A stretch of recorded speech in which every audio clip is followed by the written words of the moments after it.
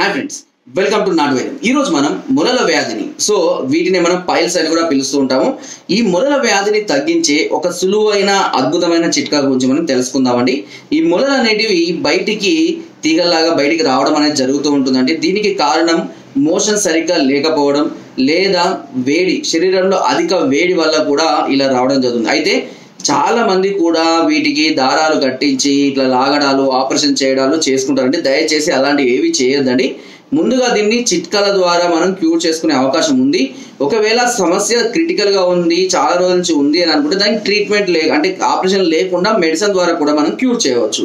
అయితే దీని పరిస్థితిని బట్టి అది డిసైడ్ చేసుకోవచ్చు. ఒకవేళ సమస్య స్టార్టింగ్లోనే ఉంటే నేను చెప్పే ఇలాంటి అద్భుతమైన చిట్కాల ద్వారానే మనం ఇంట్లోనే వీటిని క్యూర్ చేసుకోవచ్చు. అయితే ఫస్ట్ మీరు చేయవలసిందల్లా ఏంటి అని అంటే, సమస్య ఎలా ఉంది, బ్లీడింగ్ అంటే బ్లీడ్ అవుతుందా, లేదా మొలకల్లాగా వస్తున్నాయా, లేదా గడ్డల్లాగా అవుతున్నాయా, పుండ్లు అవుతున్నాయా అనేది మనం ఫస్ట్గా గుర్తించుకోవాలి.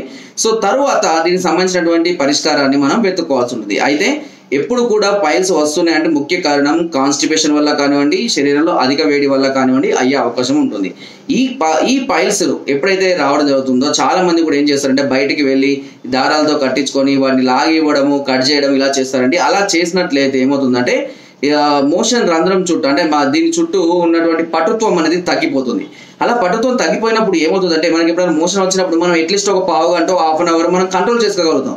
కానీ ఆ సందర్భాల్లో వాళ్ళు కంట్రోల్ చేసుకోకుండా అది బయటకు రావడం అనేది జరుగుతుంది. కంట్రోల్ చేసుకునే పటుత్వం అనేది, రింగ్ అనేది, పటుత్వం అనేది అక్కడ ఉండదు.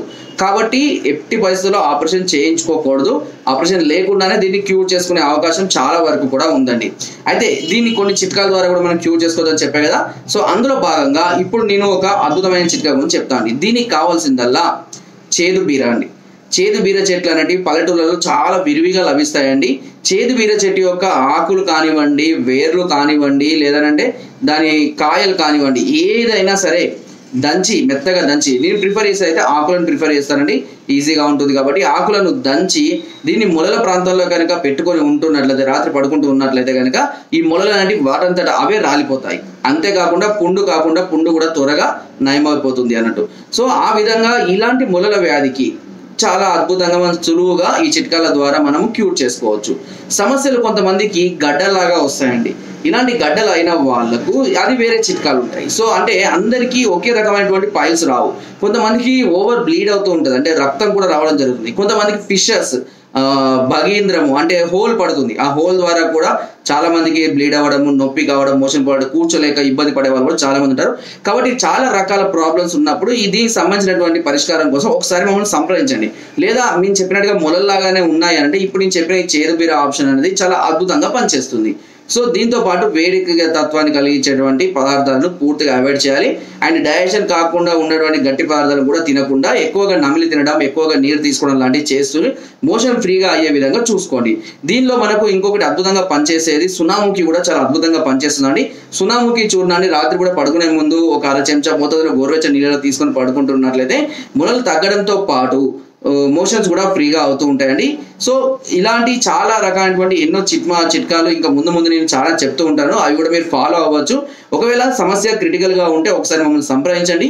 దీని కొరకు కింద డిస్క్రిప్షన్లో ఉన్నటువంటి మా అడ్రస్కైనా నేరుగా మీరు వచ్చి మమ్మల్ని సంప్రదించవచ్చు. లేదా స్క్రోల్ అవుతున్నటువంటి నెంబర్స్కి ఫోన్ ద్వారా కానీ, వాట్సాప్ ద్వారా కానీ మీరు సమస్యను తెలియజేసి దానికి సంబంధించినటువంటి సలహాలని, చిట్కాలని లేదా మెడిసిన్స్ కూడా మీరు తెప్పించుకోవచ్చు. మీరు రాకుండా కూడా తెప్పించుకునే అవకాశం ఉంది. ఎలా ఉంది అనేది మాకు డీటెయిల్గా చెప్తే సరిపోతుంది. లేదా దానికి సంబంధించిన కొన్ని ఫొటోస్ పెట్టినా కూడా దాని గురించి మేము ట్రీట్మెంట్ చేయడం అనేది జరుగుతుంది. ఈ అవకాశాన్ని అందరూ ఉపయోగించుకోండి. సమస్య ఎప్పుడైనా సరే స్టార్టింగ్లో ఉన్నప్పుడు ఎట్టి పరిస్థితుల్లో నెగ్లెక్ట్ చేయకుండా మంచి ఫుడ్ తీసుకుంటూ పథ్యం చేస్తూ ఉన్నట్లయితే ఆటంతట అవే పూర్తిగా తగ్గిపోతాయి. ఒకవేళ తగ్గకుండా క్రిటికల్గా ఉన్నట్లయితే కనుక అప్పుడు ఈ చిట్కాలు కానివ్వండి, లేదంటే ట్రీట్మెంట్ మెడిసిన్ కానివ్వండి వాడుకోవాలి. ఓకే, ఫ్రెండ్స్, నా వీడియో కనుక మీకు నచ్చినట్లయితే ఒక లైక్ చేయండి, షేర్ చేయండి. మరెన్నో ఇలాంటి అద్భుతమైన వీడియోస్ కోసం మా ఛానల్ని సబ్స్క్రైబ్ చేయడం మాత్రం అస్సలు మర్చిపోవద్దు. చాలా మంది చూస్తున్నారు బట్ సబ్స్క్రైబ్ చేయడం లేదు. అది ఎందుకో నాకు అర్థం అవడం లేదు. బట్ మీరు సబ్స్క్రైబ్ చేసుకుంటే ఇలాంటి మరెన్నో అద్భుతమైన చిట్కాలు మీకు లైఫ్లో ఎప్పుడో ఒకసారి ఖచ్చితంగా ఉపయోగపడతాయి. కాబట్టి తప్పకుండా షేర్ చేయండి, లైక్ చేయండి అండ్ సబ్స్క్రైబ్ చేయడం మాత్రం అస్సలు మర్చిపోకండి. Thank you.